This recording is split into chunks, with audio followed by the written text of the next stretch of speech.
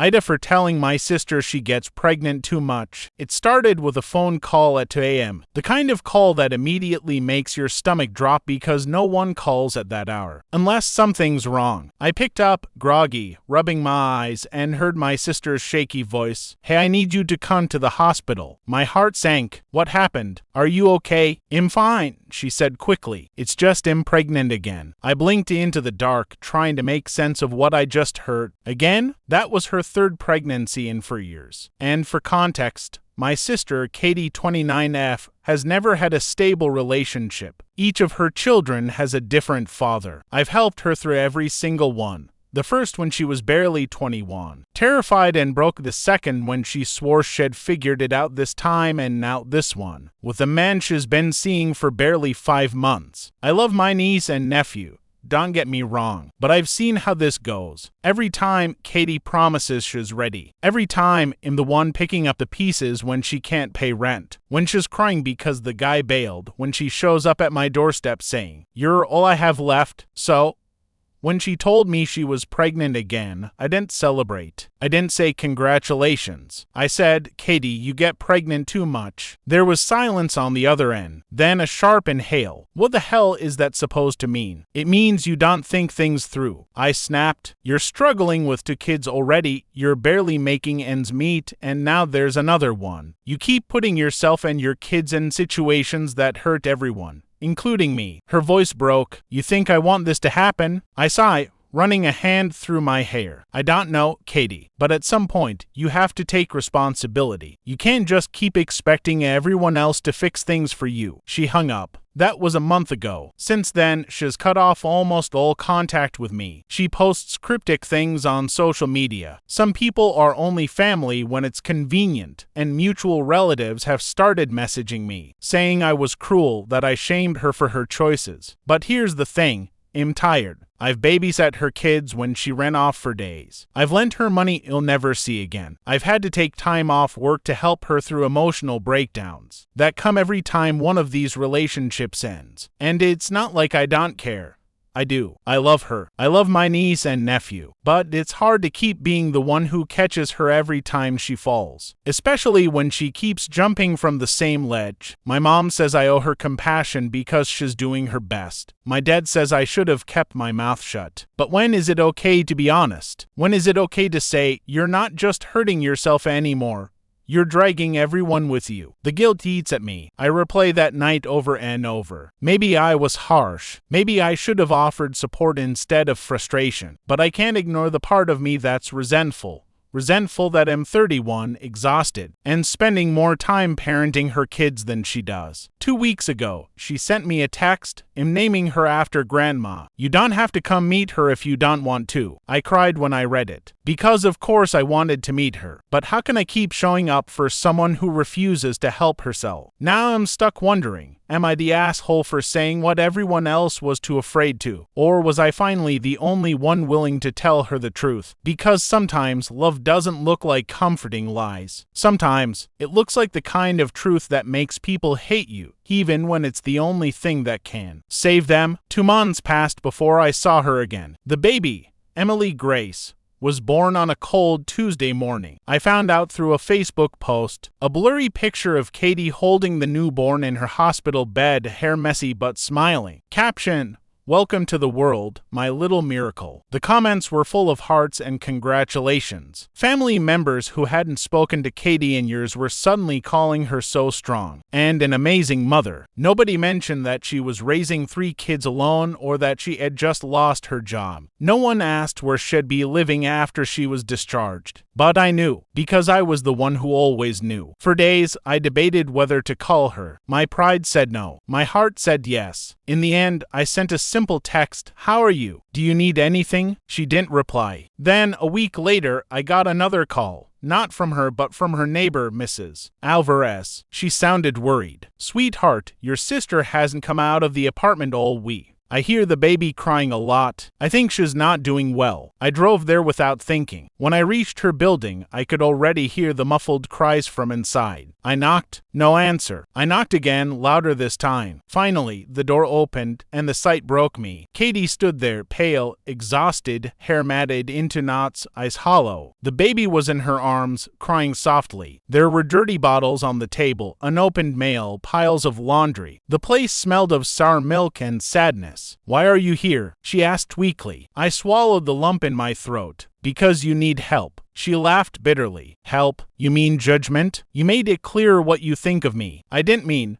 "You said I get pregnant too much," she snapped. "You said I ruin everything. You think I wanted to do this alone. You think I don't hate myself every single day for being like this." Her voice cracked. She looked so fragile, like a porcelain doll that had been dropped too many times. I stepped closer, slowly. "Katie, I was angry. Not at you. At the situation. I love you.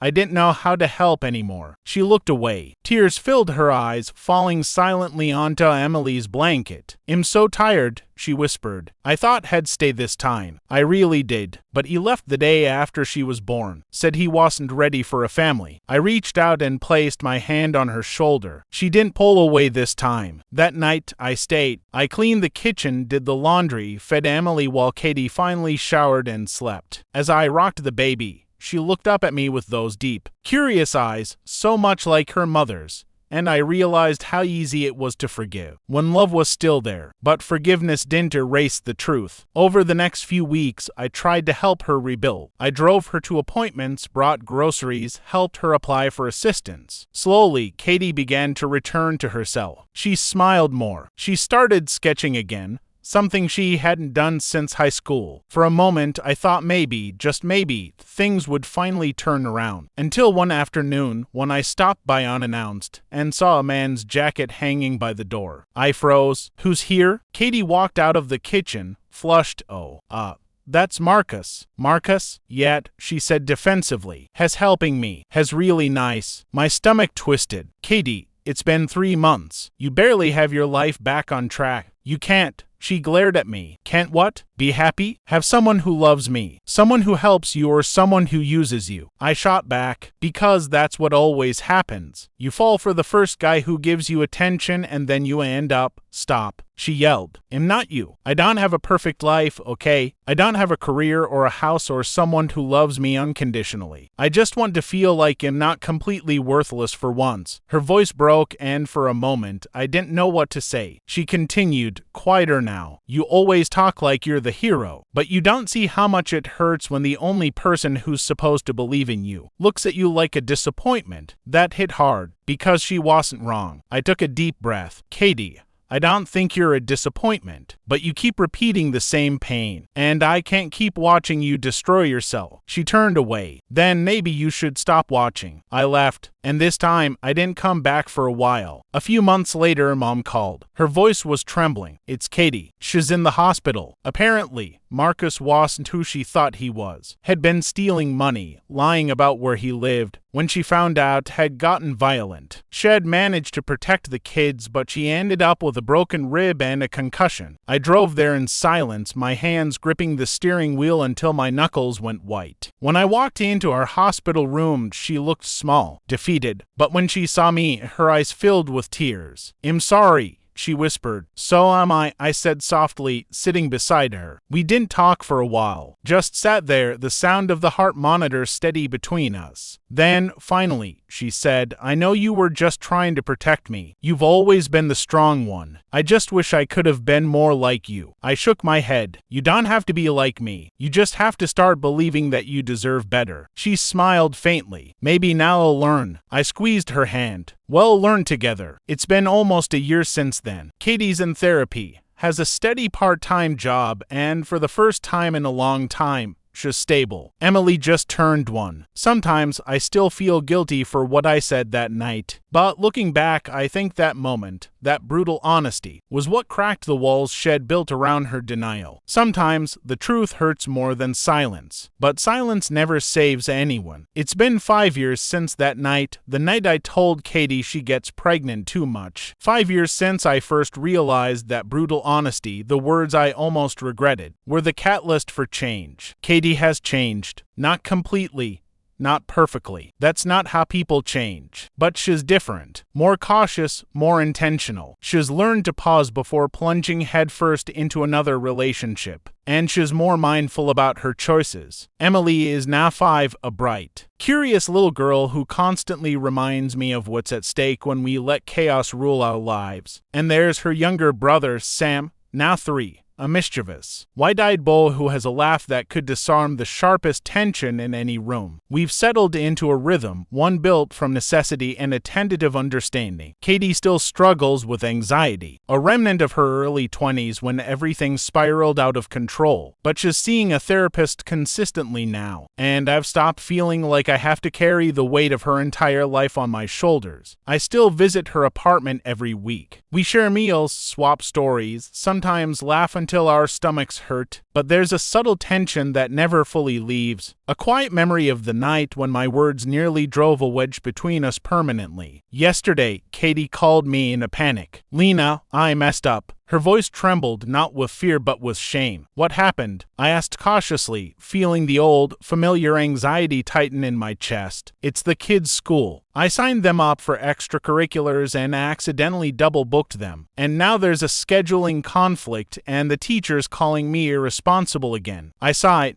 half amused, half exasperated. "Katie, this isn't the old you. You're handling this better than you think, and you still reached out for help, which is more than I could have expected from you a few years ago." She paused. "But I still feel like I'm going to ruin everything. You were right back then. I do get carried away sometimes." I could hear the fear in her words, but also a glimmer of hope. "We all get carried away, Katie. The difference now is that you're aware. And awareness is the first step toward making different choices." There was silence for a moment, then she whispered, "I don't know what I would have done without you." And I realized I had stopped feeling resentful. I had forgiven her entirely, not because everything she did was okay, but because I understood that love often requires harsh truths. The ones that hurt the most are usually the ones we need the most. Later that evening, I stayed with her while the kids went to bed. Emily wanted me to read her a story. I opened a book and she crawled into my lap, resting her head against my shoulder. Sam joined soon after, tugging at my hand until I agreed to tickle him. Watching them laugh, listening to their innocent chatter, I thought about the past 5 years. About my own life, my mistakes, my anger, and my frustrations. I thought about all the nights I felt trapped, overwhelmed, and unsure if I had the right to even speak up. And yet, here we were, survivors of chaos, trauma, and poor choices, sitting in a small apartment that smelled faintly of baked cookies and cleaning supplies, filled with children's laughter and hope. Katie came in, quietly observing us. I looked up, and she gave me a small smile, one that carried years of apology and gratitude. "You know," she said softly, "I don't think I ever said thank you for that night, for being honest even when it hurt." I shook my head, feeling a lump in my throat. "You don't have to thank me, Katie. You've done the hard work yourself. I just called it out. You decided what to do with it." She laughed softly, a little wistfully. "It still hurt. It had to," I said, holding Emily a little closer. "Sometimes the truth has to hurt before it can heal. That's how we learn." Katie nodded. She didn't speak for a moment, just watched the kids, watched me, and finally whispered, "I'm going to try harder every day. Not because I have to, but because I want to be better. For them, for me, for us." I smiled, feeling a weight lift from my shoulders. That's all anyone can do, and that's enough. Later that night, after the kids were asleep, Katie and I sat in the kitchen, sipping tea. The quiet was comfortable. No judgment, no tension.